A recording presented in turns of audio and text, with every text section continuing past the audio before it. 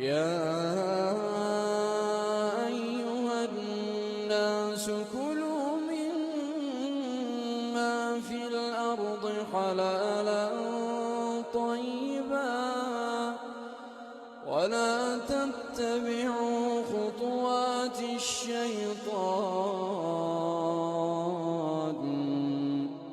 إنه لكم عدو مبين إنما يأمركم بالسوء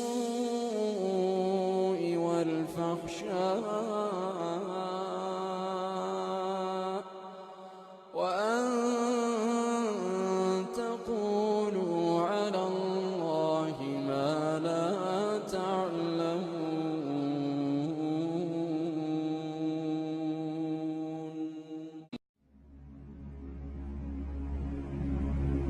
حي على الفلاح.